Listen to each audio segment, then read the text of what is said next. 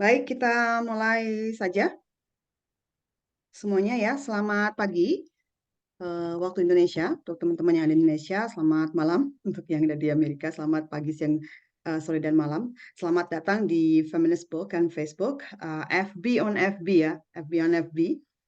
Ini sesi perdana, sebenarnya atau sesi pertama ya. Ini program baru Let's Talk. Sebenarnya ingin mempromosikan gitu ya, dan juga berbagi tentang buku ya, buku feminis, apa saja yang bertema tentang feminisme, gender, seksualitas, dan kaitannya dengan tema-tema lainnya. Nah, di sesi perdana ini ini sepertinya Bang Kris freeze ya, Ya, berarti dia jaringannya dia tadi sepertinya nge-freeze. full, Oh, speednya rendah dia. oh, oh gitu. Oke, Mm. ini udah balik lagi.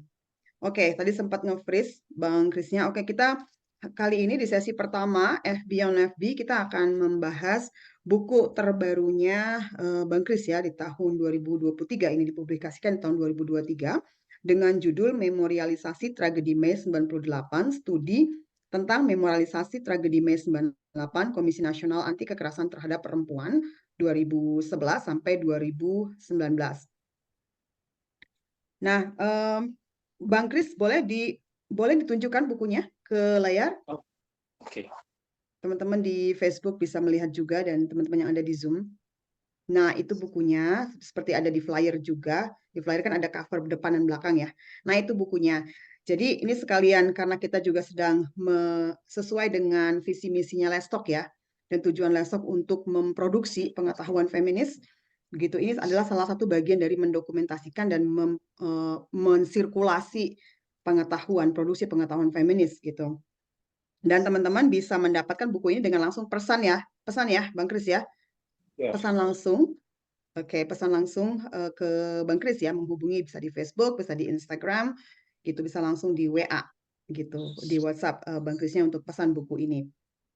Seperti itu, karena saya juga kayaknya ngantri nih mesen bukunya, gitu ya. Oke, bisa langsung dapat tanda tangan basah, katanya gitu ya Bang Kris ya. Tanda ya, tangannya Bang kira-kira Kris seperti dengan pesan itu. gitu. Harganya berapa Bang Kris? Eh, ini harganya kan dari penerbit ya, jadi ya Mm-mm, 150 sih kalau dari penerbitnya. 150. Tapi bisa beli Oke. satuan. Jadi ya itu. Bang Kris, Ini jaringannya jaringannya bagus sepertinya ya. lemah ya Bang Kris. Oh, Suka nge-freeze. Mm-mm. iya iya. Saya lagi pakainya tethering ini soalnya. Apa saya perlu Mm. berpindah dulu ya sebentar ya? Boleh ya. Boleh sambil menunggu nanti Mbak Mia bisa membuka ya. Baik teman-teman, selamat bergabung ya di Zoom Iya, dan silakan. teman-teman yang juga menyaksikan live on Facebook karena kita sedang live di Facebook juga dan nanti acara ini juga direkam ya dan rekamannya akan kita unggah di kanal YouTube Let's Aku di Talk sini ya. gitu. Baik, nanti alurnya ini saya akan buka, kemudian saya serahkan kepada Mbak Mia. Nanti Mbak Mia akan perkenalkan Bang Kris ya ke teman-teman semua dan akan memberikan pengantar atau sedikit perkenalan tentang buku dan juga tentang tema atau isu yang akan kita bahas pada pagi atau malam hari ini di New York ya, waktu New York atau pagi di Indonesia. Nah, saya ingin dari Lasop mengucapkan terima kasih yang sebesar-besarnya kepada Bang Kris Purba yang sudah meluangkan waktu ya berbagi buku terbarunya bersama kita dan juga Mbak Mia yang saya akan perkenalkan sedikit tentang Mbak Mia. Mbak Mia ini adalah seorang antropolog feminis atau feminist anthropologist dan juga salah satu relawan Let's Talk ya yang akan memandu jalannya diskusi atau FB on FB pada kesempatan kali ini di sesi perdana ini gitu ya, di sesi pertama.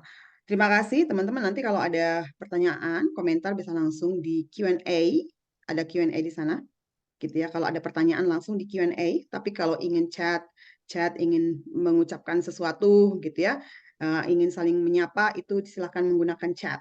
Jadi ada dua features function di sana, ada Q&A itu untuk pertanyaan agar pertanyaan tidak tenggelam gitu ya dengan chat-chat yang ada. Jadi kita memisahkan antara chat dengan Q&A. Untuk pertanyaan yang ditujukan kepada Bang Chris itu mohon gunakan Q&A feature Dan untuk yang lainnya silahkan gunakan chat gitu supaya kita juga nggak bingung dan Mbak Mia moderator bisa membaca nanti ya. Dan atau teman-teman juga bisa raise hand gitu ya, bisa menggunakan fitur raise hand atau reactions raise hand nanti bisa langsung berbicara di Zoom ini.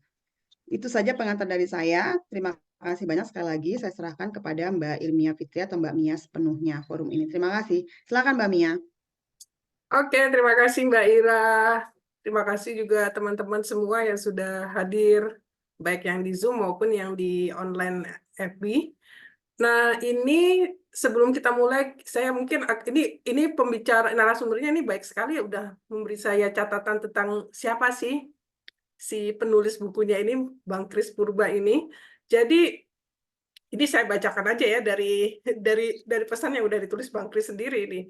Jadi Bang Kris Purba ini adalah peneliti, jurnalis, kampurularis, Badan Pekerja Purnabakti Komnas Perempuan 2012 sampai 2021. Tahun 2015 menyelesaikan studi sosiologi S2 di Universitas Indonesia dengan tesis kekerasan seksual di tragedi Mei 98. Pernah terpilih sebagai peneliti muda, walaupun bukan muda ya sekarang ya, finalis peneliti muda Indonesia bidang ilmu sosial dan budaya dari LIPI tahun 2008. Lalu peraih Selo Sumarjan Award. Nah, ini awardnya orang-orang sosiologi nih tahun 2004. Juara 1 esai National Geographic Indonesia tentang Aceh 2 tahun setelah tsunami 2007. Juara 1 karya jurnalistik in-depth reporting tema perempuan dari Ikatan Jurnalis Televisi Indonesia IJTI 2009. Finalis karya jurnalistik feature Mokhtar Lubis Award 2011. Special Prize dari Kedutaan Besar Republik Korea di Indonesia 2023. Wah, ini baru ini. Tulisannya menginspirasi perjalanan 50 tahun hubungan diplomatik Indonesia, Republik Indonesia dan Korea. Korea Selatan tentunya ya. Yang tahun 1973 sampai 2003 saat ini. Telah menulis 3 buku tunggal yaitu Menakar Habemas dan Lakong 2014, nih sangat sosiologis ini. Gender, Seksualitas, dan HAM Perempuan untuk Mengingat Perempuan tahun 2022. Lalu yang ini yang akan kita bahas ini memorialisasi tragedi Mei 98. Studi tentang memorialisasi tragedi Mei 98 Komnas Perempuan. Sejak 2023 dan sekarang ditetapkan sebagai wartawan kehormatan Korea dari Korean Culture and Information Service (KOCIS), Kementerian Kebudayaan Olahraga dan Pariwisata Republik Korea. Wah, ini Korea-Korea ini ending-endingnya ini ya. Nah, mungkin untuk sebelum kita diskusi, saya ingin menjelaskan sedikit sinopsis bukunya. Dan ini juga Bang Kris yang sudah menuliskan, ini baik sekali Bang Kris ini. Nah, ini terkait dengan 98 ini menarik karena sebenarnya beberapa waktu yang lalu, saya lupa di bulan apa itu ya, antropologi UNER itu juga menggelar pameran foto tentang 98. Dan menariknya, ini saya juga dapat informasi dari dosen saya di UNER, menariknya, rupanya generasi sekarang tuh lumayan banyak yang tidak tahu loh tentang 98. Dan ini saya dapat info dari dosen saya sendiri. Jadi makanya kenapa antropologi UNER itu menggelar pameran tentang 98 ya, karena itu rupanya untuk merawat ingatan sih, lebih seperti itu. Nah, terkait dengan bukunya Bang Kris sendiri, memorialisasi tragedi Mei 98, studi tentang memorialisasi tragedi Mei 98 Komnas Perempuan. Ini menarik ya, karena di Indonesia kita memang, saya pribadi juga baru kali ini tahu tentang studi memorialisasi ini, karena sebenarnya di Indonesia kan banyak sekali peristiwa ya, tapi jarang dijadikan studi untuk memorialisasi ini. Ini menyajikan 2 penelitian utama, kekerasan seksual tragedi 98 dan tragedi Mei 98.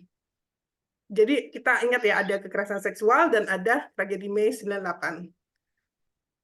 Buku ini mendokumentasikan proses, sejarah, dan capaian memorialisasi yang dilakukan pada kurun waktu 2019 sampai 2019. Satu dari capaiannya adalah monumen tragedi Mei 98 di Makam Masal Korban Tragedi Mei 98, tempat pemakaman umum Pondok Rangon.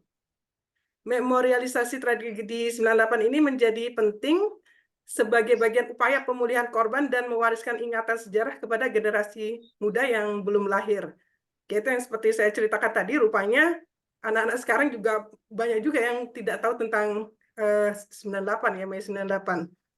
Ya tentu saja agar tragedi ini tidak perlu berulang kembali, dan memorialisasi juga merupakan kolaborasi dan kerjasama oleh banyak pihak komunitas korban. Nah ini penting sekali, komunitas korban, pendamping korban, lembaga swadaya masyarakat, akademisi, masyarakat pro demokrasi, Komisi Nasional Independen, dan pemerintah. Dan harapannya sih Bang Kris berharap dengan buku ini dapat memberi inspirasi bagi banyak pihak untuk melakukan kegiatan memorialisasi di seluruh pelosok Indonesia. Dan buku ini Bang Kris persembahkan untuk memperingati 25 tahun reformasi dan 25 tahun hari lahir Komnas Perempuan.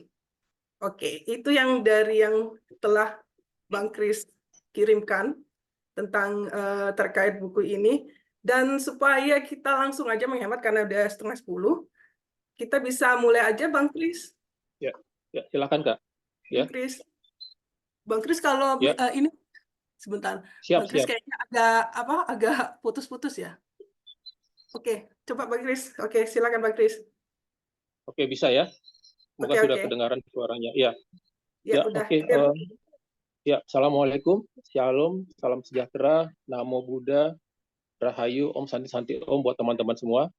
Sebelumnya terima kasih buat Let's Talk kalau telah mengundang untuk membicarakan buku saya di peringatan Mei juga tentang memorialisasi tragedi Mei 98.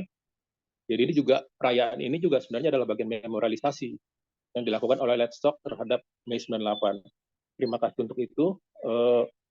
Dan mungkin saya akan bagi 3 pembahasan terlebih dahulu ya untuk pembahasan ini supaya lebih terstruktur.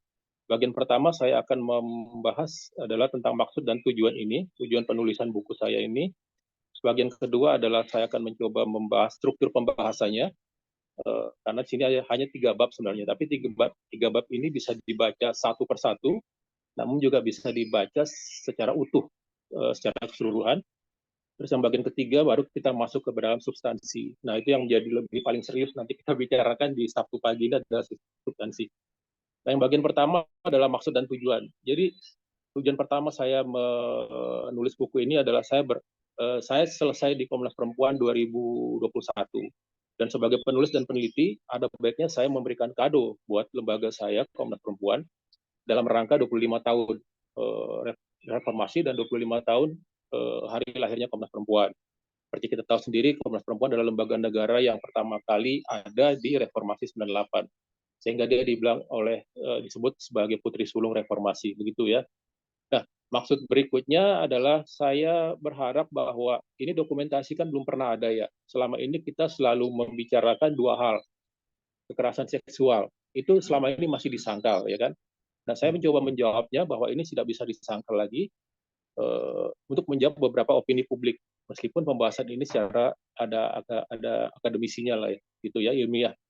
Terus bagian kedua adalah memorialisasi. Sebenarnya sejak 2019, yaitu Komnas Perempuan telah melakukan diskusi memorialisasi. Jadi diskusi itu sebenarnya sudah banyak orang menggunakan kata memorialisasi, namun belum ada definisi yang pokok, definisi terminologi yang pas dan segala macam. Bahkan buku untuk memorialisasi sendiri tidak ada. Nah, bahkan jangankan konsep dan terminologi ya, tapi prakteknya itu juga tidak ada. Jadi orang masih menduga-menduga seperti apa memorialisasi ini. Dan saya berharap buku ini memang nantinya akan membuka ruang perjumpaan bahwa teman-teman memorialisasi seperti ini, contohnya seperti ini, dan bisa diaplikasikan ke semua pihak. Nah, itu mungkin struktur pembahasannya. Nah, yang ketiga adalah langsung kita coba masuk ke substansi buku ini ya. Jadi bab 1 dari buku saya ini, memorialisasi tragedi Mei 98, lebih sebenarnya kita masuk dulu ke tragedi Mei 98 ya. Setelah 98 itu kan ada 97-98 Indonesia kan mengalami sebuah krisis ya.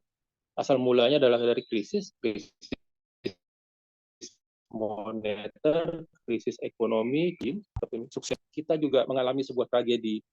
Nah, kita bisa menjelaskan bahwa itu tragedi adalah karena terjadinya kerusuhan gitu ya, yang paling besar adalah kerusuhan, yang itu terlihat di kasat mata dengan adanya penjarahan, pembakaran, itu adalah bagian dari kerusuhan. May Riot, biasanya ada orang bilang itu kerusuhan Mei 98, seperti yang di buku Solidaritas Nusa, Solidaritas Nusa Bangsa ya dari SNB.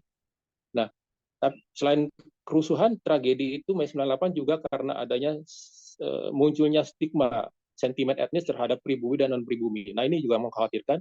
Nah, ini juga terlihat jelas di bangunan-bangunan disegregasi perekonomian etnis Tionghoa mayoritas. Jadi tertulis pribumi non-pribumi. Jadi itu marak sekali itu 98. Nah, itu juga terlihat, kerusuhan terlihat, penjarahan, pembakaran, sentimen etnis munculnya lagi juga terlihat jelas. Namun ada satu yang sering dilupakan. Yang sering cara pandang kita adalah melihatnya mana buktinya, mana korbannya, adalah kekerasan seksual. Nah, kekerasan seksual 98 ini yang paling rumit, paling sulit, dan tapi membutuhkan sebuah energi ekstra agar kita bisa membuktikan, gitu ya. Nah, jadi 3 itu adalah tragedi Mei 98 yang kita alami. Nah, kebetulan sekarang kan tanggal 11 Mei, kita dalam proses menuju tragedi itu. Jadi, tragedi Mei 98 sendiri ada yang menyatakan tanggal 11 sampai tanggal 17, ada yang menyatakan 12 sampai 15, ada 14, 15, tapi seperti apapun tanggalnya itu tidak menjadi ini ya, tidak menjadi hal yang penting.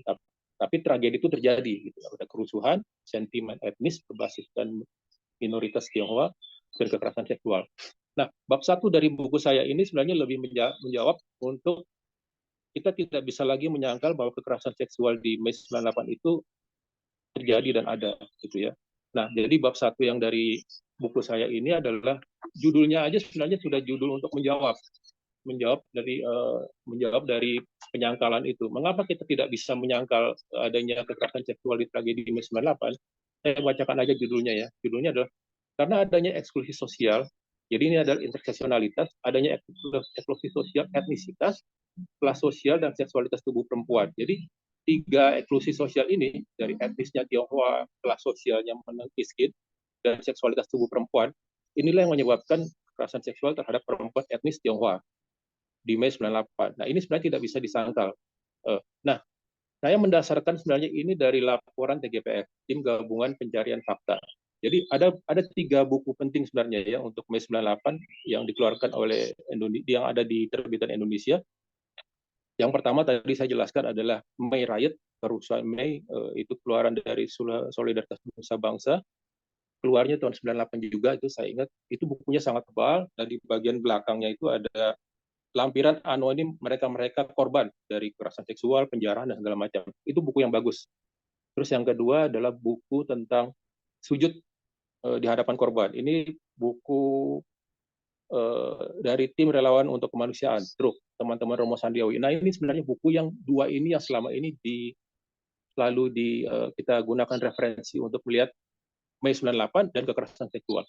Dan ada satu lagi adalah laporan resmi dari TGPF, Tim Gabungan Pencari Fakta, TGPF Mei 98. Nah, di TGPF ini sebenarnya saya juga mendasarkan bahwa kekerasan seksual itu terjadi karena di situ ditulis dengan beberapa verifikasi yang dilakukan oleh tim TGPF, maka terjadi 85 orang mengalami kekerasan seksual, 52-nya adalah perkosaan, dan mayoritasnya situ adalah perempuan etnis Tionghoa. Nah, di buku TGPF itu juga ada yang menarik, bahwa ada tabel. Sebenarnya tadi saya lagi menyiapkan PDF ya, sehingga lebih cepat untuk menyampaikan. Ada matrik-matrik yang akan saya sampaikan, tapi ada kendala dengan PDF. Jadi di laporan TGPF itu sebenarnya ada lokasi-lokasi segregasi spasial yang bisa menjelaskan, buku itu ya, TGPF menjelaskan ada 5 wilayah, ada 6 wilayah di Jakarta. Jadi kita bisa melihat kerusuhan dan perkosaan itu berbeda ternyata. Tidak semua tempat di wilayah Jakarta itu mengalami perkosaan, tapi hampir semua lokasi kerusuhan itu terdapat. Jadi ada 6 wilayah di Jakarta: Jakarta Pusat, Jakarta Selatan, Jakarta Timur, Jakarta Barat, Jakarta Utara. Itu kan 5 Jakarta ya.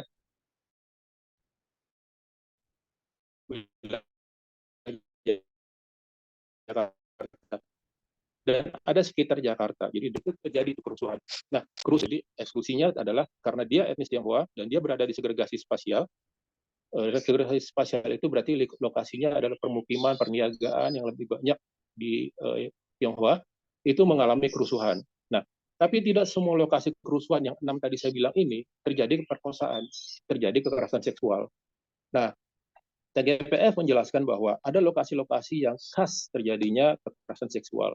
Nah, jadi itu lokasi terjadinya kekerasan seksual itu hanya terjadi di 3 wilayah. Dari TGPF itu di 3 wilayah. Pertama adalah Jakarta Barat, Jakarta Utara, sekitar Jakarta.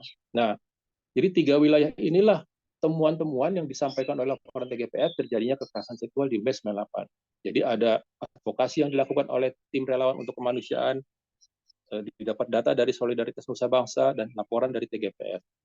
Nah, mengapa terjadi kekerasan seksual tidak di semua tempat, ya, hanya berada di 3 wilayah Jakarta ini, ya 2 Jakarta dan 1 sekitar Jakarta, khususnya Jakarta Barat dan Jakarta Utara, karena situ menunjukkan, nah ini adalah jawaban dari semua yang tidak bisa kita sangkal.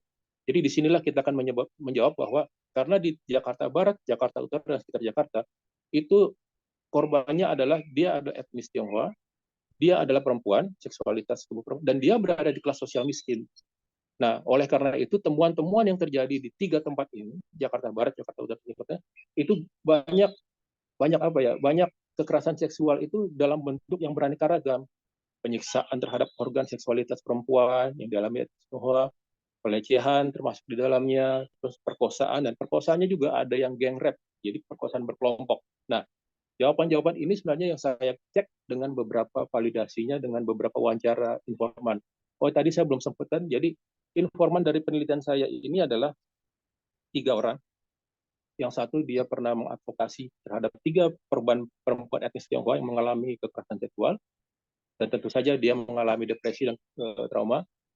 Yang kedua adalah sosiolog yang terlibat langsung di laporan TGPF ketika mengadvokasi jumlah-jumlah dan validasi data siapa yang mengalami korban kekerasan seksual. Dan satu lagi adalah peneliti. Jadi dari peneliti, pendamping korban, dan sosiolog itu cukup menjelaskan bagi saya bahwa menjelaskan lebih lanjut bahwa kekerasan seksual itu memang sudah konsepnya nyata, real, dan banyak kasus-kasus yang terjadi. Jadi tidak bisa disangka lagi seperti itu. Nah, dari 3 itu akhirnya saya menjelaskan bahwa ini ada tabel yang di buku saya. Jadi untuk yang tabel ini, untuk yang bagian 1 dari judul eksklusi ini adalah sebenarnya tesis saya sosiologi S2. Jadi judulnya pun adalah judul dari tesis gitu loh. Jadi judul eksklusi sosial, etnisitas, apalagi tadi etnisitas, seksualitas tubuh perempuan, dan kelas sosial, itu sebenarnya judul dari tesis saya. Jadi saya langsung aja rangkum tesis saya itu supaya tidak terlalu panjang dan banyak menjadi sebuah makalah paper, dan baru saya terbitkan di buku ini. Dan ini juga untuk menjelaskan bahwa jawaban-jawaban kita memiliki jawaban-jawaban secara ilmiah bahwa itu tidak bisa lagi disangkal. Nah, itu mungkin mungkin situasi yang harus saya bilang. Nah, ada satu kesimpulan sebenarnya pembahasan saya, ada tabel ini sebenarnya. Tabel ini sebenarnya bisa menjelaskan bahwa dari tataran makro, meso, dan mikro sebenarnya memang tidak bisa disangkal kalau adanya kekerasan seksual. Jadi ada faktor penyebab tidak langsung, yaitu ada etnisitas. Jadi tidak semua etnis Tionghoa mengalami kekerasan seksual, tentu saja kan. Jadi itu secara makro dia adalah bukan faktor penyebab langsung. Jadi dia adalah faktor tidak langsung. Tidak semua etnis Tionghoa mengalami kekerasan seksual karena ada yang laki-laki kan gitu ya, ada yang di kelas sosial menengah atas. Seperti kita lihat kan, tahu kan, Kelapa Gading itu kan Jakarta Utara, Jakarta Barat, tapi dia kan tidak ada temuan tentang kekerasan seksual.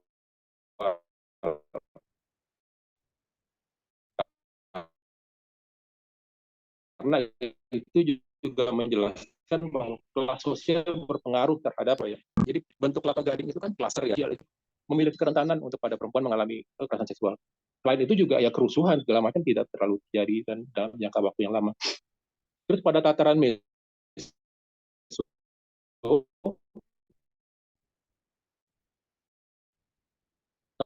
makro, kita melihat segregasi spasial, lokasi-lokasi arah. Jadi dia itu di bagian tengah, dan pada akhirnya mendorong pada akhirnya adalah bagian terakhir adalah kekerasan seksual hanya dialami oleh segregasi spasial etnis Tionghoa yang tadi tempat 3 itu Jakarta Barat oleh perempuan etnis Tionghoa permukiman miskin gitu ya.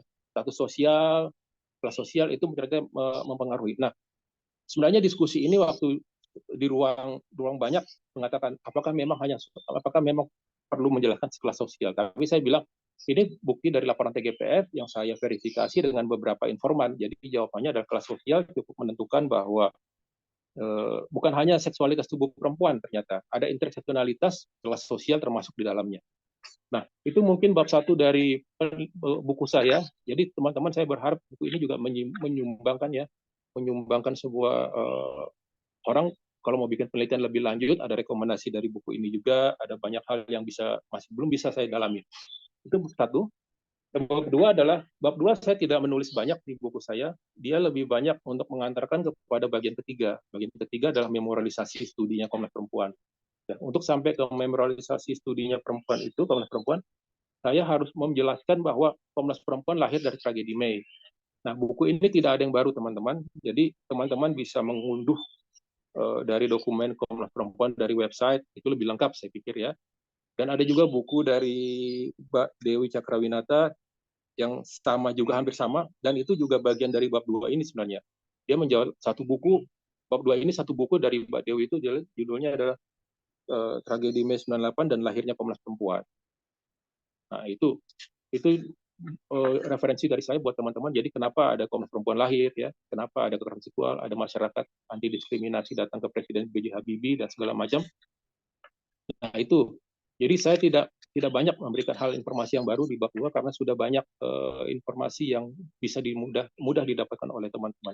Nah, bagian ketiga adalah informasi memorialisasi tragedi Mei tentang studi kasus Komnas Perempuan. Nah, ini yang betul-betul yang saya dari awal itu memang saya harus menulis ini, gitu ya, berdasarkan pengalaman, berdasarkan objektivitas, tapi habis itu juga harus membuat jarak. Karena saya sendiri kan di Komnas Perempuan hampir 10 tahun ya, dari 2012 sampai 2021. Nah, tapi saya membatasi ini, memorialisasi ini dari 2011 sampai 2019. Nah, memorialisasi yang didokumentasikan 2011-2019 ini, 2011-nya itu adalah uji coba. Uji coba memorialisasi pertama yang dilakukan oleh Komnas Perempuan. Sebenarnya akhirnya saya baru dapat ide, dapat informasi ternyata lembaga ini telah melakukan ide itu dari tahun 2009 ya. 2009 itu ada workshop, ada ide segala macam. Apa yang kita harus lakukan untuk kegiatan melawan lupa gitu, untuk melakukan memorialisasi agar kejadian ini tidak terulang. Jadi 2011 dan saya membatasi ruang lingkupnya sampai 2019. Nah, 2019 itu adalah masa sebelum kita menjelang pandemi ya, pandemi COVID 2019. Dan tidak ada tatap muka, jaga jarak dan segala macam. Nah, di 2019 itu juga salah satu lokasi yang menjadi makam massal korban Mei 98, Pondok Rangon, itu juga ditutup. Dia menjadi tempat makam bagi para pengidap COVID terinfeksi, dan jumlahnya banyak. Jadi ruang lingkup pembahasan memorialisasi saya itu 2011 sampai 2019. Nah, 2012 sampai 2019 ini mencakup 2 kota, jadi Jakarta dan Solo. Nah, nanti kita bisa lihat ada beberapa capaian-capaian, tapi capaiannya itu kan masih sementara ya, karena dia akan bertumbuh terus, baik yang di Jakarta maupun yang di Solo. Nah, tentang memorialisasi sendiri. Memorialisasi ini sebenarnya kan sudah banyak ya, sebenarnya kita sering menggunakan kalimat-kalimat ini. Dan sebenarnya ada memorial park, dan segala macam. Nah, intinya sama sebenarnya. Intinya sama, bahwa itu kita harus mengingat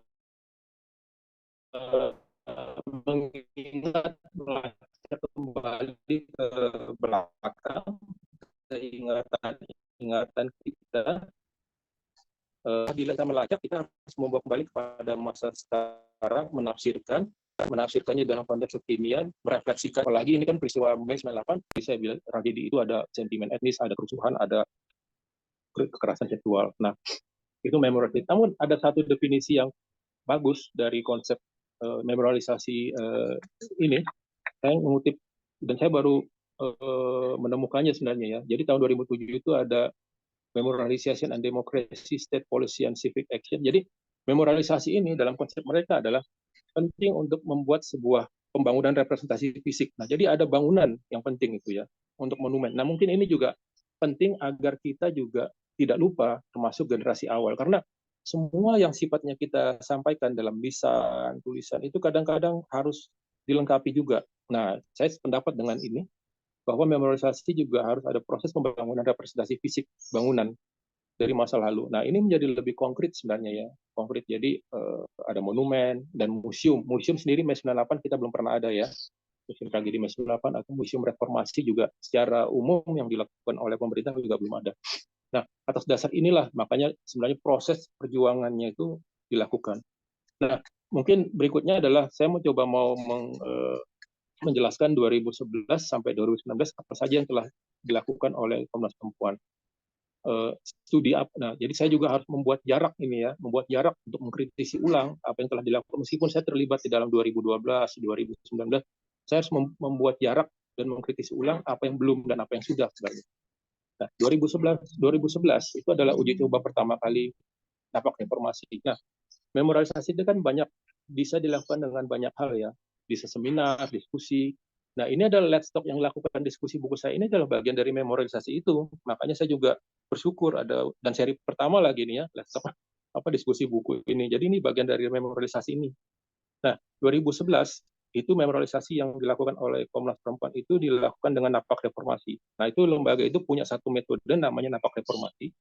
Jadi mereka mengajak semua orang datang ke tempat-tempat terjadinya kerusuhan seperti itu ya, supaya mengingat ini tempatnya ini dan jadi karena dampaknya seperti ini sebaiknya kita merefleksikan dan jangan sampai terulang. Nah, 2011 saya mungkin bisa review singkat aja ini.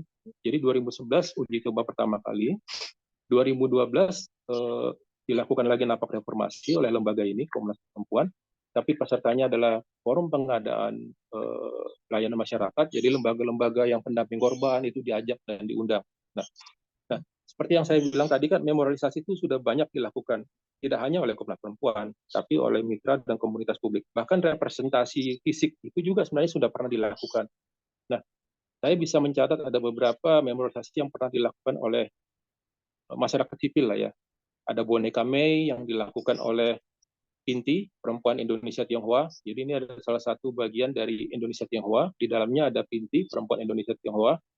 Nah, jadi ini adalah mereka telah melakukan memorialisasi dalam bentuk boneka. Boneka Mei ini sebenarnya bukan dari Pinti ya. Boneka Mei ini dari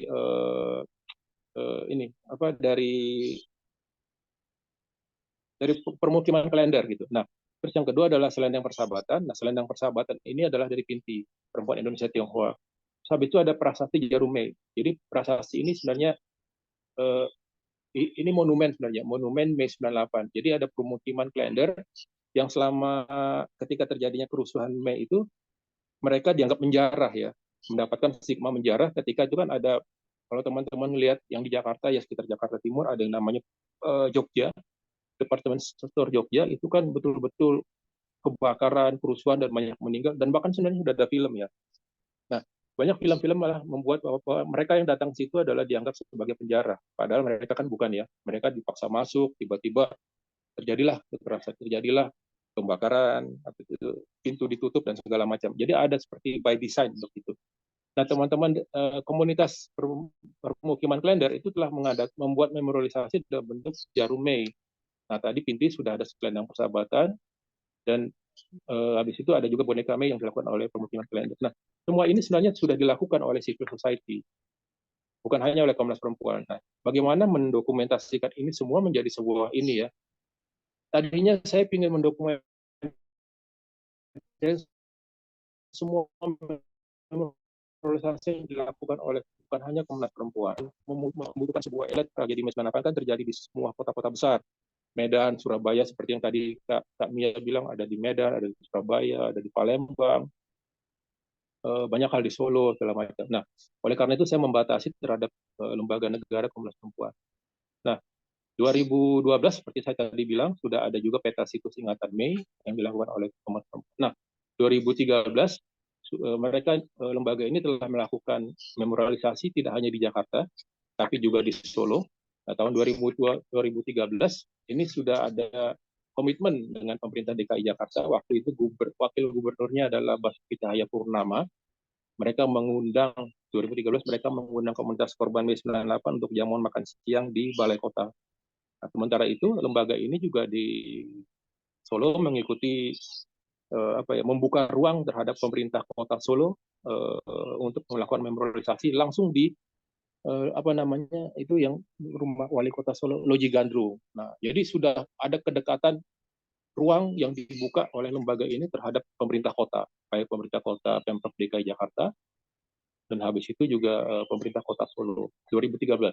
Nah, 2014 seperti teman-teman yang ketahui di media massa, di media sosial segala macam, ini kan yang menjadi viral ya 2014. 2014 ada peletakan monumen pertama di makam massal tragedi Mei 98 di Pondok Rangon. Nah, ini sebenarnya tidak semua orang yakin sebenarnya pada peristiwa ini akan terjadi gitu ya, tapi ternyata itu terjadi juga ya. Jadi 2014 setelah melakukan napak reformasi mengunjungi lokasi-lokasi yang lain seperti Museum Trisakti. Jadi tidak hanya di Pondok Rangon ya, ada Museum Trisakti, ada Gedung Galangan VOC, ada ya pasti Glodok juga ya, menjadi banyak situs yang terjadi mengingatkan kita terhadap Mei 98. Habis itu ada banyak hal yang dikunjungi, permukiman Klender seperti yang tadi saya bilang, itu semuanya sudah termasuk memorialisasi yang telah dilakukan. Nah, namun 2014 ini memang pada akhirnya pemerintah kota Pemprov DKI Jakarta berani ya melakukan peletakan batu monumen pertama. Nah, itu peletakan batu monumen pertama itu dilakukan oleh Basuki Cahayapurnama yang biasa kita kenal dengan Ahok. Ketika itu gubernurnya masih Joko Widodo ya. Joko Widodo adalah gubernur DKI Jakarta, wakil gubernurnya adalah Ahok gitu ya. Nah, peletakan ini yang akhirnya membuka ruang. Sebenarnya kalau menurut saya 2014 inilah banyak orang akhirnya menggunakan kata memorialisasi di mana-mana ya. Media massa menggunakan kata memorialisasi, namun banyak hal juga yang belum terjelaskan dari memorialisasi. Nah, 2014 ini adalah, dan buku ini secara keseluruhan sebenarnya mencoba gambaran utuh ya, jadi bukan hanya sebagai konsep dan ide memorialisasi, tapi bagaimana praktek itu bisa kita jalankan. Nah, 2014 sudah ada monumen Mei 98. Teman-teman bisa melihat di media massa, sebenarnya sudah banyak informasi untuk yang Mei 98. Ini buku saya ini hanya untuk buku yang 2014 ini mengkompilasi sebenarnya dari proses persiapan terjadinya itu dan apa saja yang belum dilakukan waktu itu. Nah, terus setelah itu tanggal 2015 itu tahun 2015 akhirnya ada dilakukan peresmian monumen Mei 98. Nah, peresmian Mei 98 ini dilakukan di tempat yang peletakan batu pertama itu ya, di makam massal korban Mei 98. Nah, itu makam itu kan sebenarnya jumlah nisannya itu 115. Tapi jumlah korban tragedi Mei 98 data kan banyak ya, tapi seribuan. Sebenarnya di buku sujud di hadapan korban dari tim relawan tim relawan kemanusiaan dari itu sebenarnya sudah menjelaskan 1.100 gitu. Nah, 1.100 itu yang dimakamkan di TPU Pondok Rangon yang berada di sekarang monumen itu sendiri. Namun jumlah nisan yang ada di situ adalah 113 atau 115. Saya cek lagi. Nah, karena dalam satu nisan itu karena tidak dikenali lagi ya, ada yang ada satu nisan itu 1 atau 2, 3 orang korban gitu ya, dikenali, dimakamkan dalam satu nisan itu. Jadi jumlah nisannya itu, jadi kalau ada di dalam nisan yang 113 atau 115 itu bukan hanya menyediakan satu makam korban saja gitu, itu jawabannya seperti itu. Nah, monumen Mei peresmian dilakukan pada tahun 2015. Nah, ini juga sebenarnya teman-teman bisa cek di media massa, media sosial, sudah banyak tentang peresmian Mei 98. Nah, yang meresmikan adalah Deputi Gubernur. Jadi, nah ini situasinya juga cukup rumit ya, ketika itu Gubernur DKI Jakarta, situasi di Pemda ya. Ketika itu Gubernur DKI Jakarta sudah Pak Basuki Cahayapurnama, dan Gubernur yang sebelumnya Joko Widodo sudah masuk dalam proses sebagai presiden untuk periode pertama itu. Nah, setelah 2015, nah ini kan ada, meskipun yang penting ya, kalau semuanya penting ya, tapi 2014-2015 yang saya pikir yang cukup signifikan untuk memberikan bahwa ini adalah memorialisasi secara praktek. Nah, setelah itu 2016 tetap dilakukan memorialisasi, itu dilakukan oleh komunitas pendamping korban. Mereka bisa menginisiasi sendiri Dan lembaga ini juga sebenarnya mengadakan di Solo. Nah, berbedanya adalah setelah di 2015 ada peresmian, lembaga negara ini masuk ke Solo. Karena itu ruang itu kan masih kosong ya. Ruang itu kosong. Pernah dilakukan upaya-upaya diskusi dengan masyarakat sipil supaya mendekat, supaya harus ada lembaga negara yang membawa mereka juga menjembatani dengan pemerintah Kota Solo. Namun untuk hal seperti ini kan ternyata dimulai harus penelitian dulu ya. Jadi 2016 itu untuk yang di Solo, kalau yang 2016 di Jakarta tetap dilakukan di Monumen 98 Pondok Rangon. Tapi yang di 2016 di Solo, itu lembaga ini harus melakukan pembersihan makam. Nah, sebagai contoh ya, kalau umpamanya di Pondok Rangon, itu misalnya ada 113, 115, tapi jumlah korbannya ada 1.100. Nah, tapi kalau di Solo ini yang dinamakan makam massal terbantu dari Gidime, itu ada dalam satu blok ya. Blok itu hanya terlihat 8 orang. 8 orang korban. 8 orang korban itu yang dibawa ke TPU Purwoloyo. Nah, jadi banyak korban-korban yang tidak mengumpul di satu tempat di TPU Purwoloyo, dan ini berbeda yang di TPU Pondok Rangon. Nah, tapi yang di 8 korban yang dalam blok itu maksudnya ini bukan blok blat ya. Kalau makam kan adanya blat ya, jadi satu areal besar. Kalau ini enggak, satu kotak yang isinya hanya 8 tembok ya, tembok kecil yang dibikin oleh warga supaya ada memorial penting, dan itu berisi 8 orang korban. Nah, pada 2016 lembaga ini melakukan pembersihan makam karena ternyata juga banyak sekali ilalang, rumput segala macam, dan pemerintah kota juga yang pasti ya, kalau seumpamanya itu tidak dilakukan advokasi terhadap makam ini, tidak dilakukan upaya memorialisasi, dengan akan mudah bahwa makam ini juga akan dialihfungsikan untuk menjadi bukan makam korban lagi, tapi menjadi makam TPU umum yang ada di TPU Purwoloyo. Jadi karena keterbatasan lahan kan pemakaman dimanapun juga semakin sedikit ya, semakin berkurang. Nah, yang paling penting dilakukan oleh lembaga negara ini di 2016, sebenarnya buku ini cukup ya, saya pikir cukup untuk membuka, tapi saya yakin tidak lengkap. Jadi saya mohon maaf aja. Jadi penelitian dilakukan di Solo, karena dokumentasi yang ada di Solo ini ternyata harus kita gali dulu ya. Jadi banyak pertanyaan penelitian, adakah kekerasan seksual di tragedi Mei Solo gitu ya. Habis itu melakukan pembersihan makam Mei 98 di Solo, habis itu bertemu dengan seniman. Nah, ini proses-proses ini sebenarnya sudah cukup untuk menjelaskan. Saya sih berharap bahwa buku ini meskipun saya yakin tidak lengkap, tapi bisa mengantarkan ya. Jadi ada tiga informan yang berhasil kita wawancara di Solo sebagai penelitian itu, dengan seorang pendeta di GKI Yasmi, pendeta di GKI Solo, ada toko roti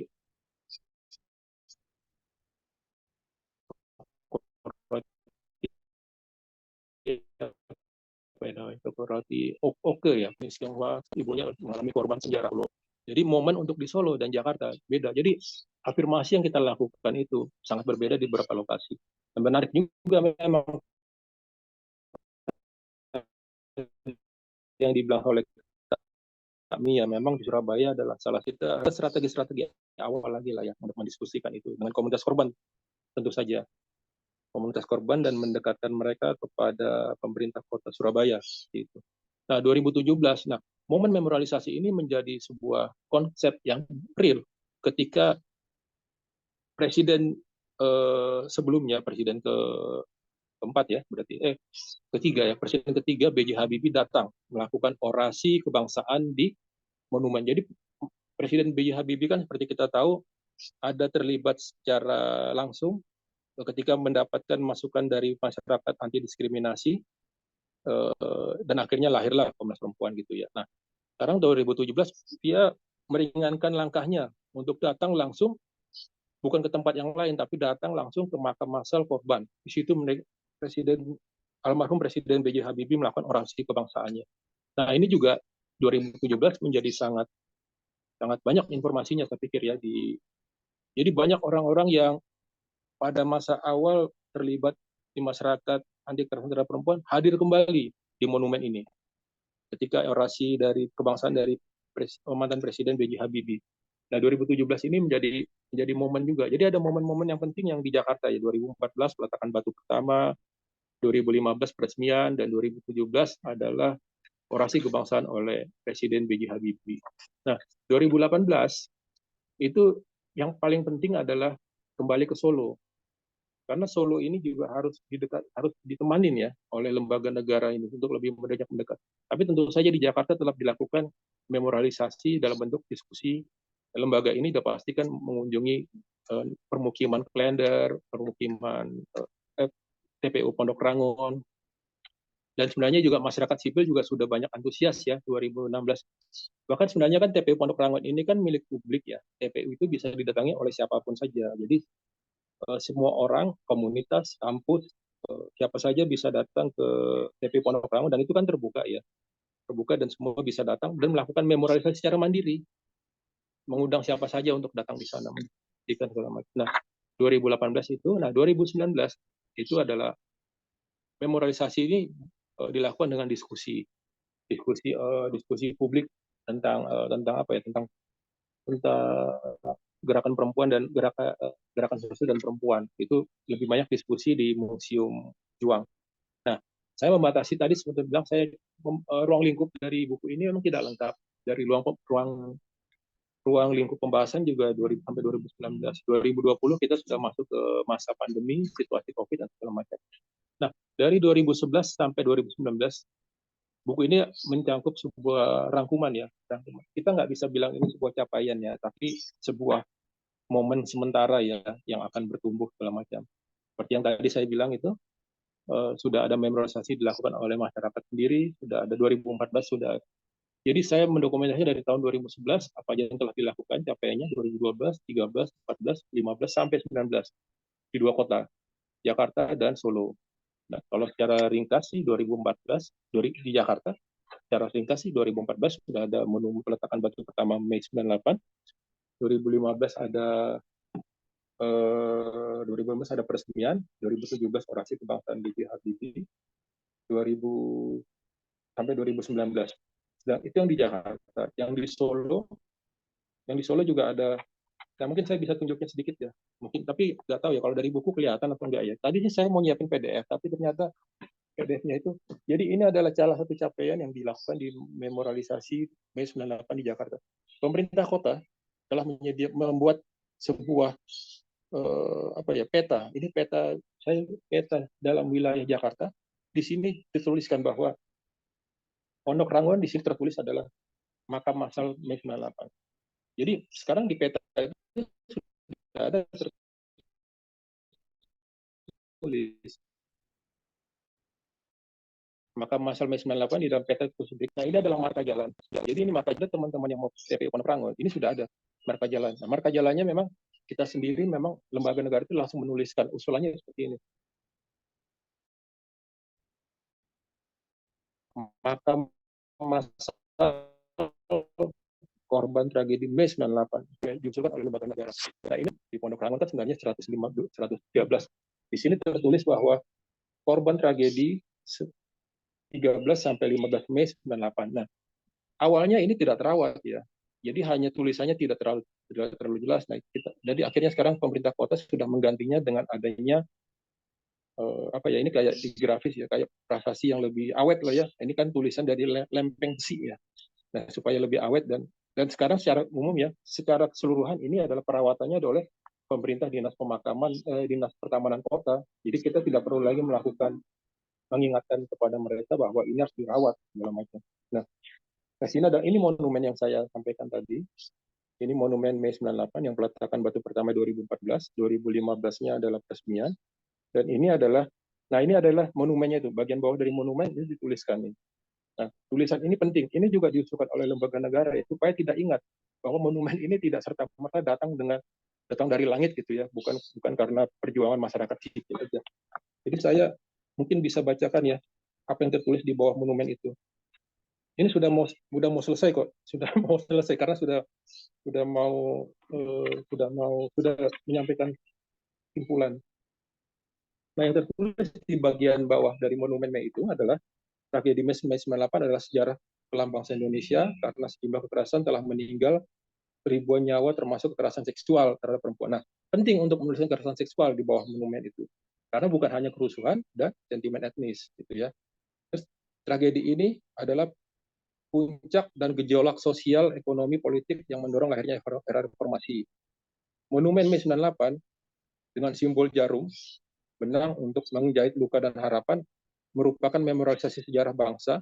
Nah, di sini kita ditulis langsung memorialisasi sejarah bangsa dan penghormatan bagi korban serta pembelajaran agar kejadian serupa tidak berulang. Nah, ini penting nih, menuliskan bahwa ini tidak serta-merta adalah satu pihak saja yang menginisiasi adanya monumen itu. Monumen Mei 98 digagas oleh komunitas korban. Nah, ini ditulis langsung komunitas korban, pendamping, dan didirikan atas kerjasama Komnas Perempuan dan pemerintah Provinsi DKI Jakarta. Jadi itu bukan tiba-tiba serta-merta ada itu. Nah, tulisan itu adalah tulisan yang terdapat di bagian bawah monumen ini. Jadi monumen ini sebenarnya dan secara keseluruhan ini sebenarnya bisa apalagi momen peringatan Mei 98 ya, setiap orang, siapapun komunitas boleh untuk mendatangi dan terbuka bisa langsung datang. Sama ketika kita datang ke TPU mengunjungi ziarah kepada saudara atau tetangga kita yang lagi yang kita ingin melakukan ziarah gitu. Sama halnya bisa kita lakukan dengan sederhana ke TPU Pondok Rangon. Nah, di Solo itu meskipun banyak yang telah dilakukan di Solo, tapi ini adalah salah satu sebuah lempeng kecil. Ini Ini memorialisasi. Ini sebenarnya yang melakukan adalah Jejer Wadon. Jadi komunitas Jejer Wadon di Solo membuat sebuah lempeng. Nah, ini lempeng ini ditempel kepada orang-orang yang boleh ya izin terlebih dahulu kepada komunitas korban, kepada pendamping, kepada lembaga HAM, dan di makam TPU Purwoloyo itu juga ditempel oleh lempeng ini dari besi. Ini warnanya gold, warna emas. Tertulis di bawahnya adalah mengingat Mei 98. Yang bagian kedua ini mungkin yang perlu dilihat adalah sehingga tidak perlu mulai dari awal lagi ya ketika untuk Solo. Jejer Wadon dan lembaga Komnas juga telah mengadakan ini adalah titik-titik terjadinya kerusuhan Mei 98 di Solo. Jadi hal ini juga sebenarnya bisa untuk kalau mau melakukan penelitian lagi, melakukan inisiasi atau melakukan napak reformasi, titik-titik inilah yang bisa menjadi panduan untuk melakukan napak reformasi. Jadi jadi sudah ada effort untuk melakukan napak reformasi berikutnya. Nah, mungkin itu capaian yang saya nggak bisa bilang itu capaiannya, tapi itu yang bisa didokumentasikan oleh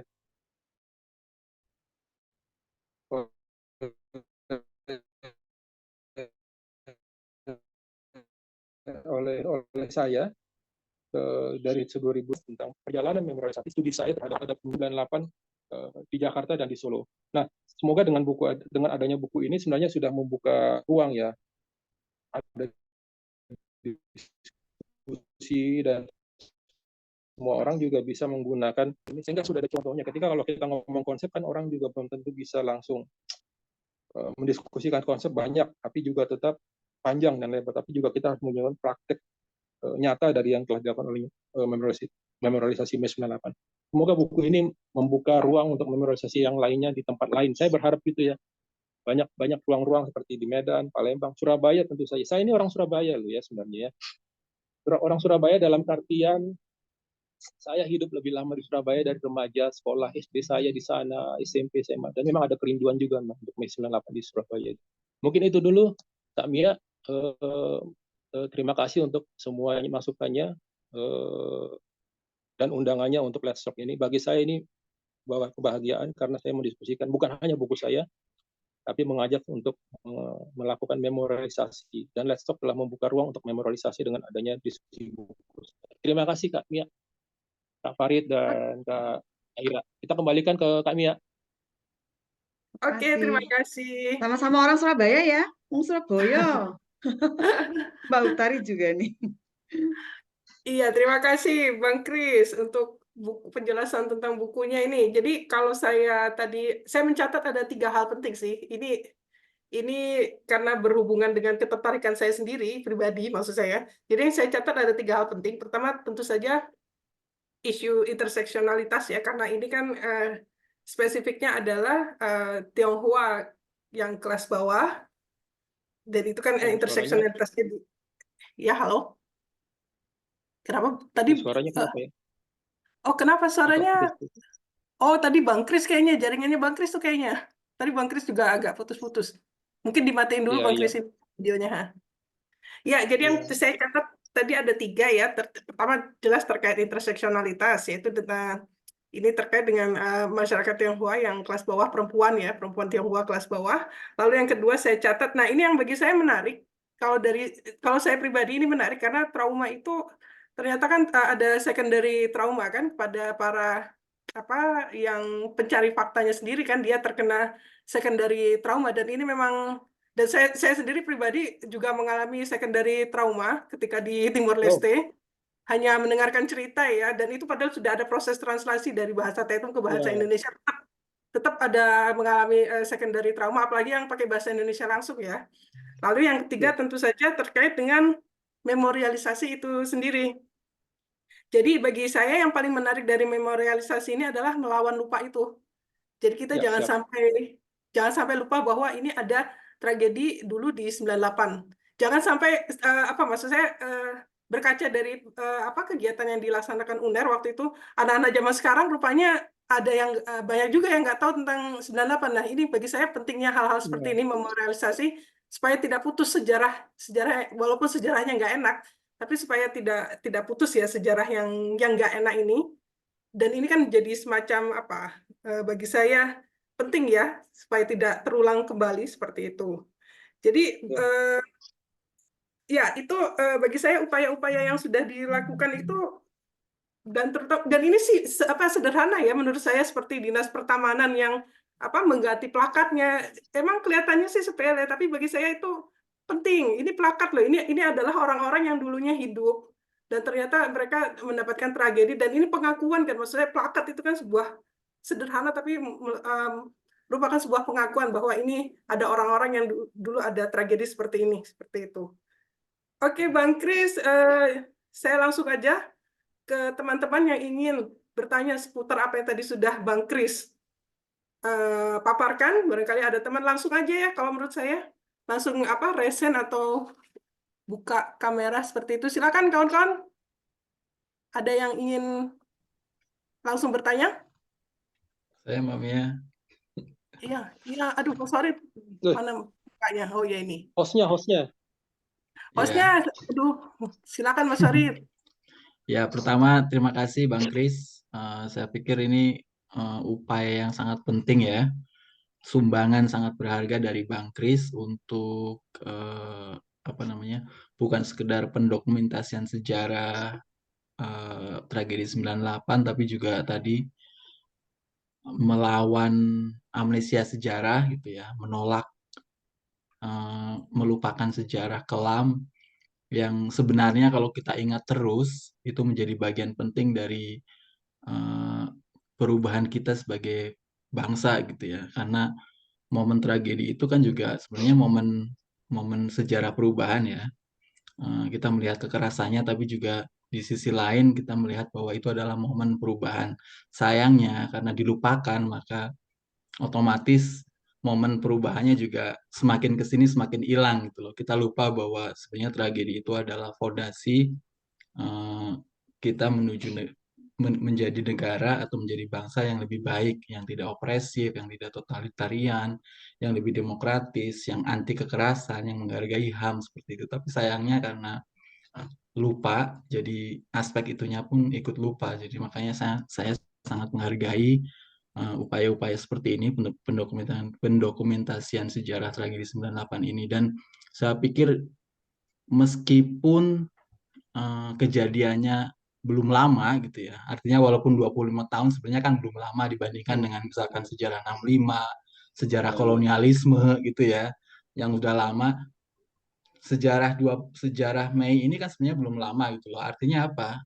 Masih hangat, masih basah, aktornya itu masih ada gitu ya.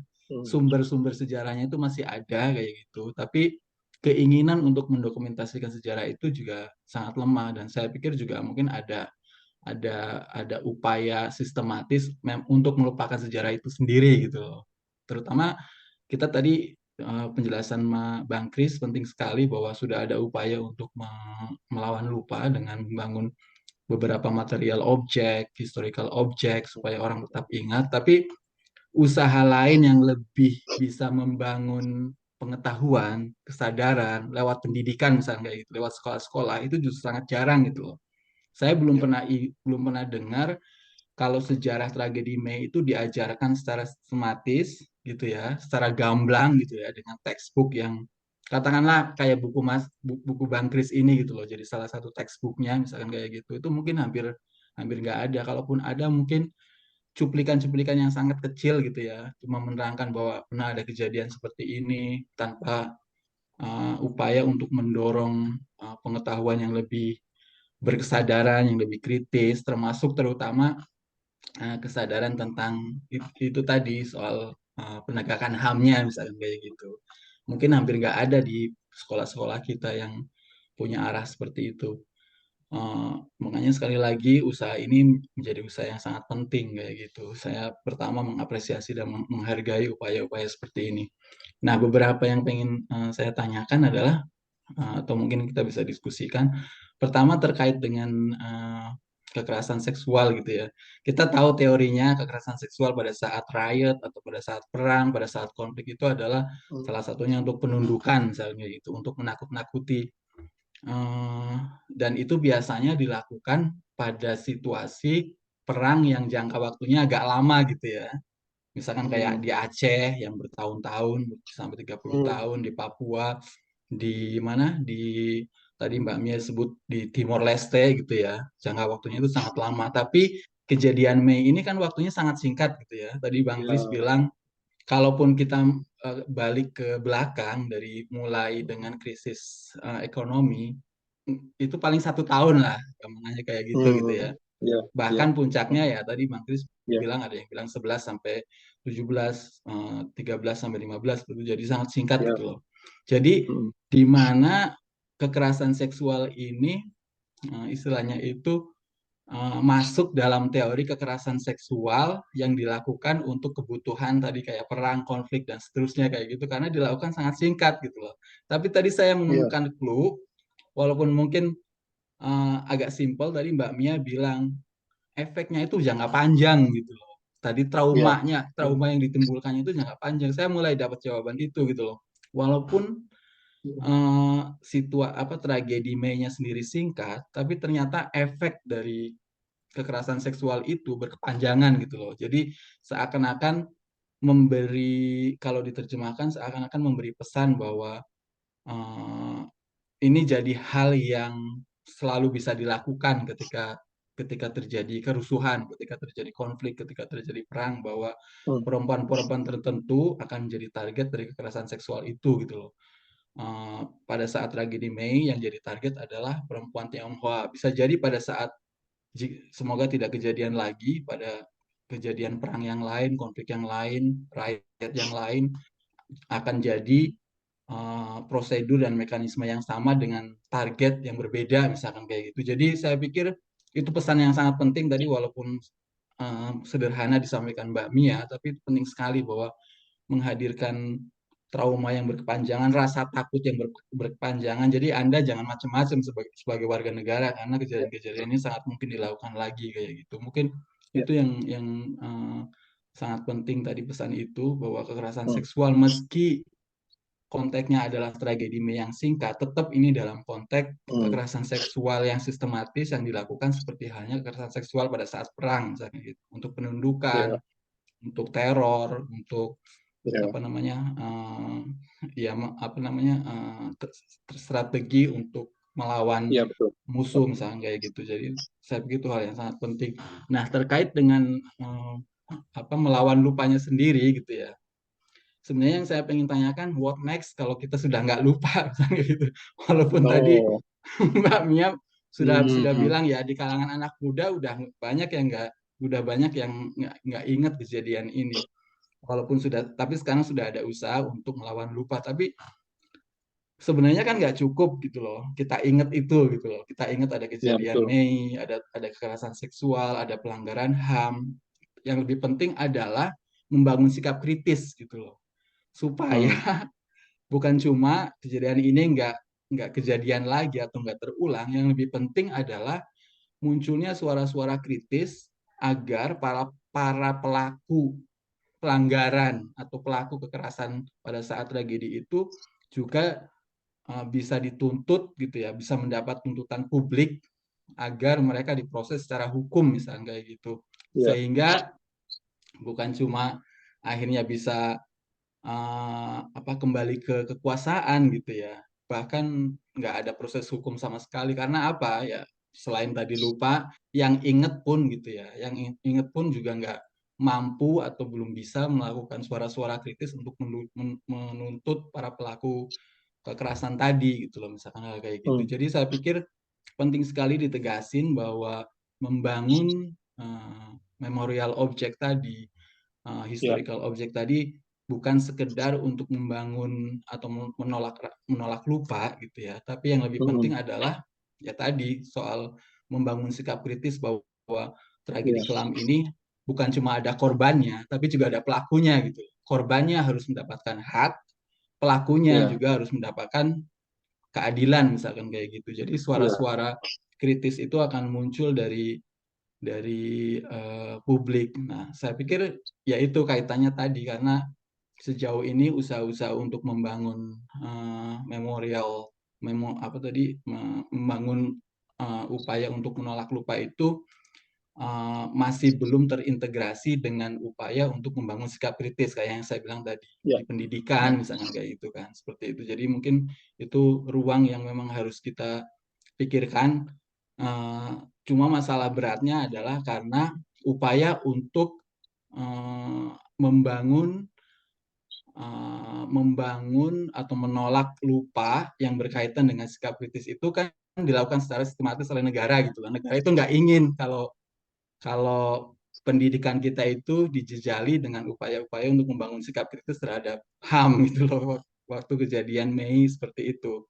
Jadi memang itu yang paling berat kayak gitu. Bahkan kita punya dirjen kebudayaan pun mungkin nggak kepikiran kalau sekolah-sekolah kita itu harus dimasuki pendidikan kritis terkait dengan pendidikan HAM ini misalnya kayak gitu.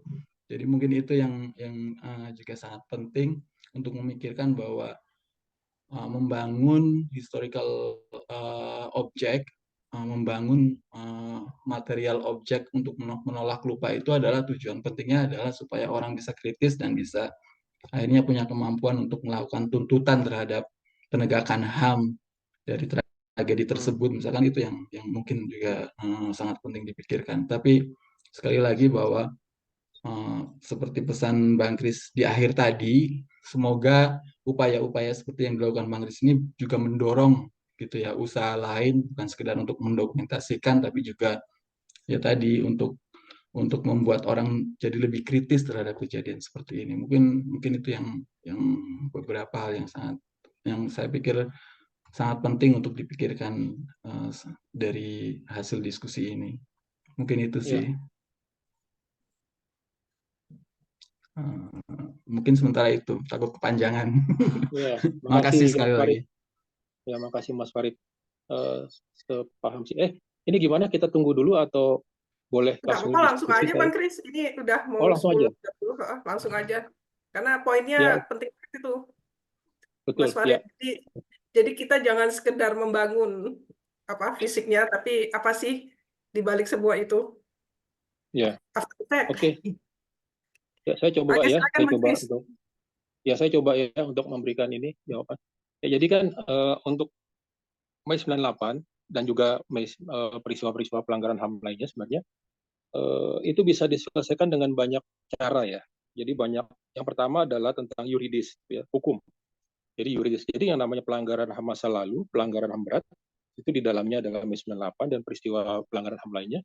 Itu sudah jelas kalau yuridis, hukum, ya berarti pengadilan HAM, yaitu ya. Nah, mekanisme itu kan sebenarnya sudah ada ya, sudah dilakukan, sudah ada prosesnya. Namun ada keterbatasan dan segala macam sehingga pengadilan HAM itu tidak pernah terlaksana. Nah, itu dari aspek yuridis.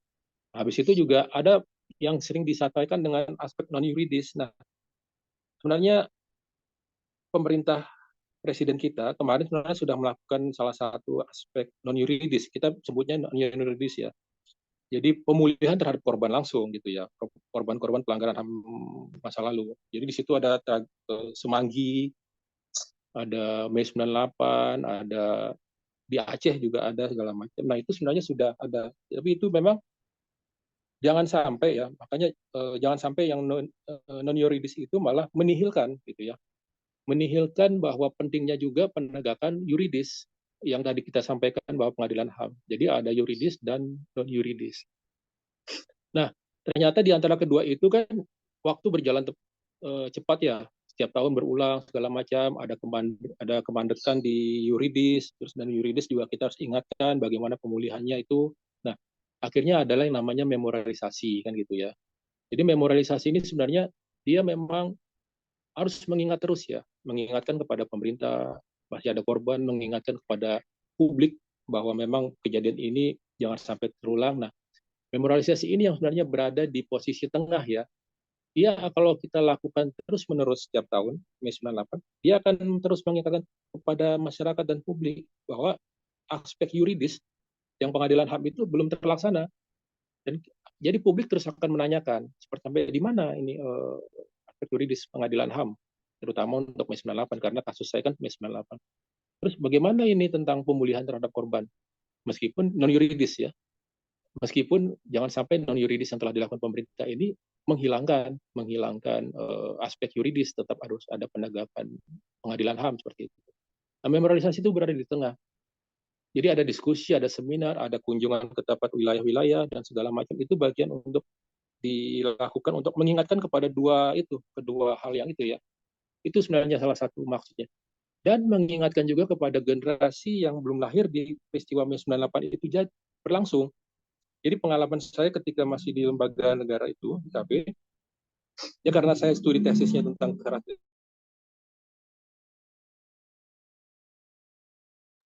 Halo?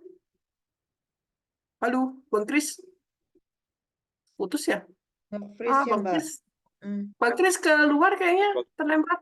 Ini dia balik lagi. Bang Kris, kayaknya jaringannya dia buruk nih. Yang mayoritas Tionghoa, biasanya kan ada diskusi secara online, bisa secara saya menjawab. Saya harus akui memang 3 tahun terakhir, pada mulai bisa 3 tahun terakhir itu, 3 tahun terakhir dari disposisi itu semakin berkurang ya. Jadi istilahnya mereka-mereka pun yang berada yang sedang mahasiswi itu 3-4 tahun sendiri sudah tidak ada interest untuk melakukan penelitian terhadap Mei 98, kekerasan seksual sudah tidak ada minat untuk itu. Dan itu kan sebenarnya juga bisa didukung ya kalau umpamanya dosen pengajarnya juga bisa melakukan usulan kepada mahasiswi tersebut agar tetap melakukan Mei 98. Tapi ternyata 3 tahun 4 tahun sampai 2019 itu berkurang, jumlah antusias mereka yang masih muda itu jumlahnya berkurang. Jadi itu sebenarnya kekhawatiran ya. Sebelum adanya demokrasi yang merosot segala macam ya, jumlah pemilih segala macam, itu sebenarnya sudah kekhawatiran. Nah, tentang yang disampaikan oleh Mas Farid memang saya setuju ya. Jadi bahwa ini sebenarnya jangan sampai representasi fisik memang, tapi ada juga suara-suara. Nah, lembaga ini sebenarnya kan sudah melakukan upaya untuk mendekatkan terhadap perbaikan kurikulum ya. Jadi sebenarnya kalau mau disampaikan ya, jadi untuk representasi fisik itu sebenarnya sudah ada diskusi butuhnya adalah Museum Mei 98. Nah, itu sebaiknya dinas oleh pemerintah, bisa Pemprov DKI, bisa juga dinas kebudayaan melakukan inisiasi tentang adanya Museum Mei. Nah, tapi juga sudah ada usulan untuk perubahan kurikulum ya, perbaikan kurikulum tentang Mei 98. Jadi tahun 2016 ya, jadi makanya buku ini sebenarnya sudah menggambarkan beberapa hal yang telah diupayakan. Tadi kalau teman-teman mau melakukan upaya-upaya lagi, mungkin bisa tinggal melanjutkan ya rekomendasi-rekomendasi dari buku ini tentang memorialisasi. Nah, 2016 itu sebenarnya sudah ada usulan bahwa penambahan kurikulum tentang Mei 98 di Jakarta. Jadi saya baca aja ya supaya lebih singkat. Jadi untuk Museum Mei 98 itu sebenarnya sudah didiskusikan dengan Dirjen Kebudayaan. Nah, kebutuhannya memang kalau ternyata di kementerian itu memang tidak bisa menginisiasi dalam bentuk gedung segala macam ya, tapi juga Pemprov DKI Jakarta yang mungkin harus mengadakan itu. Terus habis itu ada kendala-kendala administratif yang harus dilakukan karena ini kan berkelanjutan untuk sebuah representasi fisik Museum Mei 98. Bagi saya sih high call-nya untuk Mei 98 di DKI Jakarta adalah Museum Mei 98 atau Museum Reformasi karena itu belum pernah ada sama sekali Padahal sudah 25 tahun reformasi dan Mei 98. Nah, untuk perubahan kurikulum sebenarnya lembaga ini juga sudah pernah mengadakan diskusi dengan dinas pendidikan provinsi Pemda DKI Jakarta, dan sudah sampai ke diskusi dengan kepala bagian kurikulum SMP dan SMA ya. Jadi sudah ada diskusi yang intens kepada lembaga pendidikan, pada dinas provinsi. Jadi usulan awalnya itu adalah bahwa ini bisa dimasukkan sebenarnya ke dalam mata pelajaran pendidikan kewarganegaraan. Jadi Mei 98 reformasi. Kalau belum sampai ke Mei 98 kan di awalnya reformasi kan ya. Itu kan sudah jelas ya. Reformasi itu aja sudah jelas bagian dari sejarah. Jadi reformasi itu tergantinya suksesi kepemimpinan segala macam itu sudah bisa masuk dalam pendidikan kewarganegaraan. Jadi kita diskusi ke mata kuliah mana nih? Ke mata pelajaran mana ini akan bisa dimasukkan. Nah, sebenarnya sudah ada diskusi kepada dinas yang kami itu didisposisikan adalah pada Dinas Pendidikan DKI Jakarta yang bagian SMP. Nah, usulannya sebenarnya sudah waktu itu tahun 2016 sudah membahagiakan. Ini bisa dimasukkan kepada pendidikan kewarganegaraan PKN. Ini juga bisa masuk ke dalam pelajaran sosiologi. Nah, bisa juga ini masuk ke dalam mata pelajaran adalah muatan lokal. Nah, jadi semua diskusi ini sebenarnya sudah pernah dilakukan dan kita sudah ketemu dengan kepala dinasnya sebenarnya. Nah, supaya itu yang dibilang Mas Farid bahwa suara-suara kritis juga ada ya. Jadi ada kurikulum yang menjelaskan bahwa ini kejadiannya nyata dan bentuk fisiknya ada monumen itu. Nah, bahkan nanti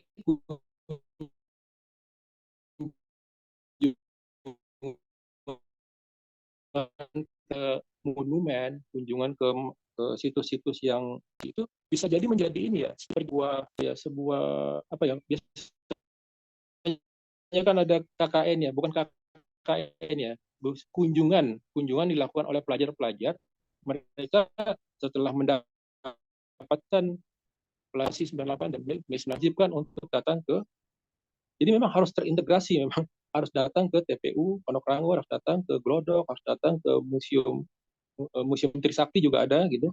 Setelah itu mereka harus wajib untuk membuat tulisan. Nah, jadi memang itu sebenarnya sudah pernah didiskusikan dan panjang lebar. Nah sampai saat ini memang ada beberapa yang pergantian ini ya, pergantian kendala birokrasi ya,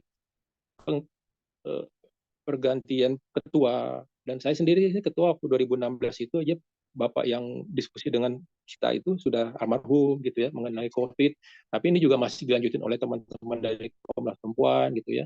Tapi juga ada pergantian pergantian struktur itu juga ternyata cukup untuk mengulang-ulang ya. Mengulang-ulang. Jadi kalau umpamanya kita bersyukur ya kayak Mei 98 ini jadi itu monumennya, jadi peletakan batu pertama. Jadi ketika ada pergantian dinas pemakaman yang lain, dinas pertamanan kota, mereka hanya tinggal menginisiasi harus ada program anggaran untuk merawat itu kan gitu ya. Nah, tapi untuk yang kurikulum ini sebenarnya kan kalau dia sudah masuk sampai dia di salah satu mata pelajaran reformasi dan Mei 98 dimasuk dalam pelajaran sosiologi atau pelajaran pendidikan kewarganegaraan, itu kalau sudah masuk dan sudah enak gitu ya. Tapi ini ternyata belum, dan ternyata ada birokrasi perubahan-perubahan di pemerintahan itu salah satu bagian. Tapi itu bukan alasan sih ya bagi saya ya, tetap harus didialogkan dengan dinas pemerintah pendidikan karena sudah ada ruang yang diberikan oleh dinas pendidikan, dinas pertamanan untuk melakukan supaya ya itu suara kritis itu ada di masyarakat publik, masyarakat sipil, suara kritis itu ada di mahasiswa-mahasiswa yang tertuang di dalam pelajaran-pelajaran resmi gitu ya. Nah, supaya jadi banyak hal-hal yang tidak bisa dilupakan lagi. Jadi memang ini seperti yang saya bilang ya, memorialisasi ini memang dia kayak apa ya? Saya mungkin mau contohnya dia kayak ini ya, kayak Lionel Messi ya. Saya gampangnya seperti Lionel Messi. Lionel Messi itu kan bisa jadi striker ya, bisa jadi gelandang, bisa jadi apa. Jadi siapapun dia bisa masuk di ruang mana. Nah, memorialisasi ini dia itu bisa untuk menyatakan bahwa yuridis belum dilakukan pengadilan HAM itu. Non yuridis seperti apa janji pemerintah terhadap pemulihan, itu memorialisasi bisa mengingatkan karena kalau kita terus melakukan kegiatan memorialisasi ini dalam bentuk apapun tiap tahun, dan memorialisasi ini juga bisa untuk dilakukan diintegrasikan masuk ke dalam institusi pendidikan, baik pendidikan formal maupun pendidikan informal ya. Tapi sebaiknya yang formal ya. Kalau yang formal itu seperti terstruktur di SD, SMP segala macam. Terus habis itu terintegrasi juga di pendidikan informal. Selama ini sudah ada pendidikan-pendidikan informal yang melakukan napak reformasi. Karena Komnas Perempuan sendiri kan punya manual books ya. Bagaimana cara menjalankan napak reformasi. Jadi bagaimana membuat napak reformasi ada di wilayah kalian gitu ya. Sudah ada manual booknya. Datang, wawancara kepada orang setempat, apa yang harus dilakukan, titik-titik mana, difoto, digambar gitu ya. Sampai terjadinya kegiatan itu sudah ada gitu, bisa dilakukan. Nah, manual book itu sebenarnya sudah didorong sama teman-teman itu untuk masuk ke dalam kurikulum. Nah, manual book itu bagaimana membuat memorialisasi di wilayah Anda gitu kan?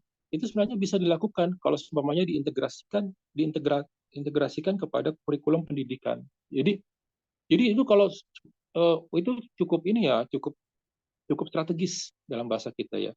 Jadi kalau umpamanya manual book bagaimana membuat memorialisasi di wilayah kalian itu di skala nasional dilakukan secara masif gitu ya. Kita ngomongnya masif terstruktur, dan itu di semua lembaga pendidikan dari Aceh segala macam akan ada informasi baru yang kita temukan di wilayah di daerah-daerah tentang Mei 98. Mungkin itu ya. Saya sih memang demokrasi merosot saya yakin, tapi juga demokrasi merosot kemarin juga sebenarnya. Halo, Bang Kris, hilang Salah lagi nih. satu faktor yang terbesar adalah sih bilang kita kurang berhasil sebagai penutup ya. Jadi kalau saya harus bilang, halo? Ya, halo. Ya, oke. Jadi mungkin sebagai penutup itu ya. Jadi memorialisasi ini memang juga kita harus upaya memang semakin merosot, menurun, dan semakin banyak nanti orang malah amnesia bahwa Indonesia ini bukan tiba-tiba terjadi ada ini, tapi ada sebuah pertarungan, perebutan, terutama buat teman-teman yang baru lahir setelah Mei 98. Dan saya pikir juga cara kita yang kurang tepat ya. Saya harus bilang sih cara saya mungkin kurang tepat untuk diskusi dengan anak-anak generasi muda. Cara saya yang harus diperbaiki, membuat strategi-strategi lagi. Ya mungkin itu ya. Jadi kita harus memperbaiki banyak hal juga. Mungkin itu Kak Mia. Oke, Bang Kris. Yang bisa. Ini ada yang bisa saya catatan penting. Jadi ada dua upaya sebenarnya, yaitu upaya yuridis dan non yuridis. Tapi bila dua upaya ini ternyata mandek, agak ruwet misalnya, dan itu memang memorialisasi ini yang bisa jadi semacam solusi, kalau saya boleh katakan quote unquote ya, solusi praktis untuk supaya terus kita bisa mengingat ini loh ada peristiwa ini. Dan ternyata upaya-upaya untuk memasukkannya secara sistematis di pendidikan sudah ada ya, tapi walaupun masih terkendala, tapi yang mudah-mudahan nanti bisa diteruskan lagi, karena ini penting sekali upaya seperti yang tadi seperti Mas Farid bilang, ya penting untuk memasukkannya ke dalam pendidikan seperti itu. Ini kita masih ada waktu, mungkin ada teman-teman lain kah yang ingin bertanya atau mungkin berbagi atau punya unek-unek?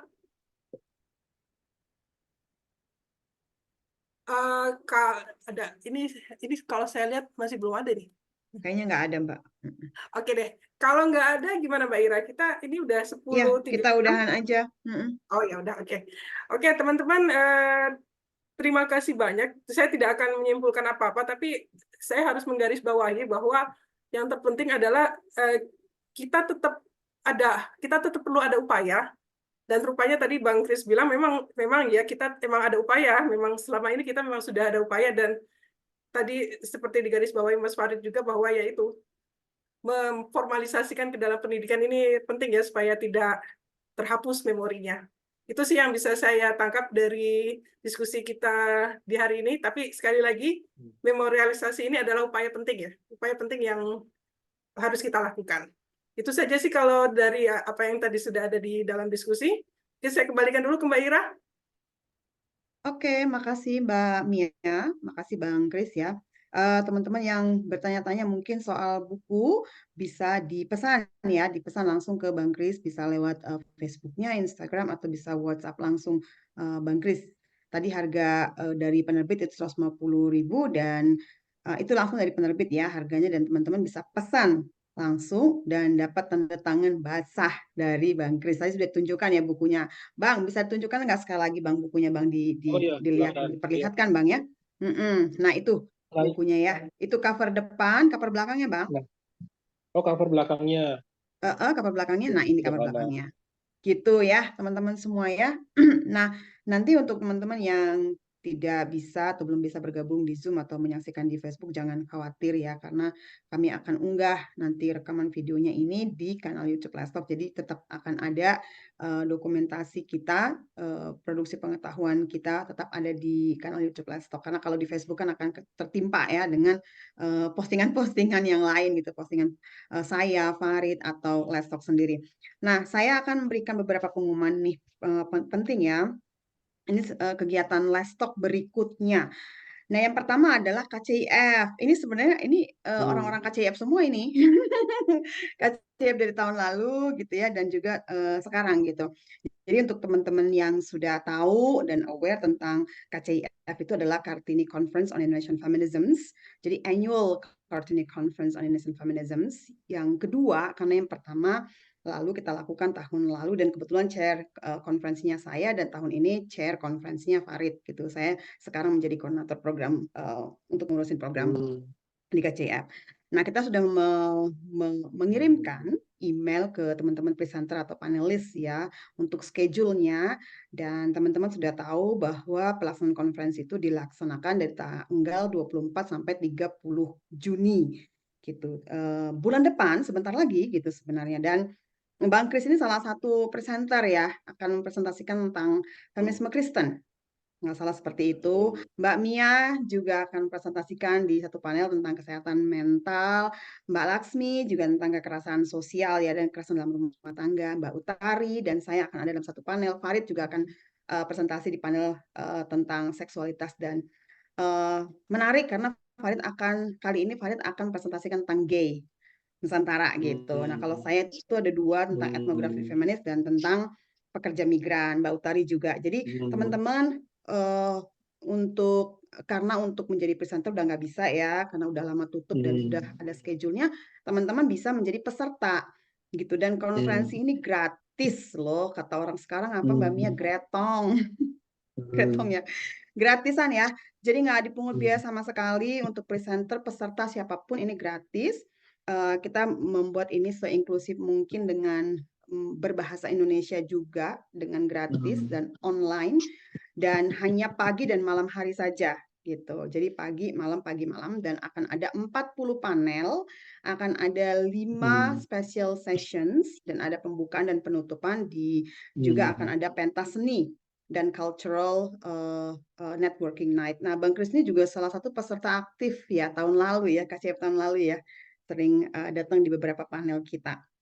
Nah, untuk teman-teman silahkan kunjungi akun sosial medianya Lestalk ya untuk daftar. Ada linknya di situ, link atau Pranala yang teman-teman bisa klik gitu, dan silahkan untuk mengisi, dan harap mengisi dengan email yang benar karena semua proses korespondensi dan komunikasi dilakukan melalui email. Jadi jangan berharap kami akan mengirimkan lewat WhatsApp. Jadi konferensi itu kan formal melalui email, semuanya melalui email. Jadi rajin-rajin ngecek email karena kami akan mengirimkan schedule dalam bentuk PDF yang bisa diklik langsung dengan link Zoom-nya. Itu akan ada tiap-tiap panel, link Zoom-nya akan berbeda, dan host-nya itu saya dan Farid. Akan ada 2 parallel session yang jadi sesi panel yang bersamaan pada waktu yang sama gitu, ada 2. Jadi teman-teman bisa masuk ke panel yang hostnya Farid atau panel yang hostnya saya. Nah, itu ada 40 panel dan ada pentas seni juga, jadi semuanya ada di situ gitu ya. Teman-teman silahkan, jadi langsung daftar aja, lakukan registrasi secepatnya, dan akan tutup deadline kita itu 2 Juni untuk pendaftaran peserta. Setelah itu nggak akan ada lagi pendaftaran peserta.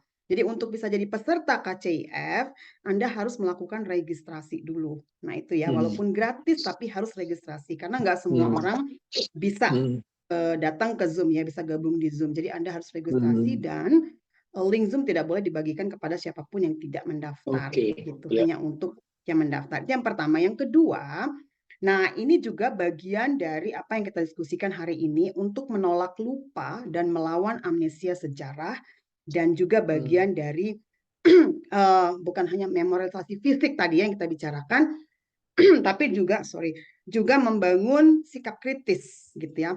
Nah, maka Let's Talk kali ini bekerja sama dengan menggandeng Kalyana Mitra akan mengadakan kegiatan yang kita namakan mimbar terbuka menggugat negara gitu ya dalam pemenuhan HAM gitu, dan menggugat negara dengan pelanggaran HAM yang dilakukan oleh negara di masa lalu. Ini juga bagian dari pendidikan dan sikap kritis tadi yang kita diskusikan ya. Nah, ini tanggal 18 hari Sabtu jam 9 pagi kita akan mengundang ada lebih dari 20-an orang untuk berorasi. Jadi sepertinya konsep ini adalah konsep aksi sebenarnya ya, aksi atau mimbar terbuka offline, tapi kita pindahkan menjadi online. Seperti itu, karena supaya teman-teman dari semua daerah di Indonesia atau juga teman-teman di luar negeri bisa gabung bersama kita. Nah, setelah itu kita akan membuka akan ada open mic. Jadi akan ada open mic, teman-teman yang bisa memberikan pernyataan sikap, orasi, kegelisahan, silahkan gitu. Jadi ada undangan, invited orator gitu ya, orator.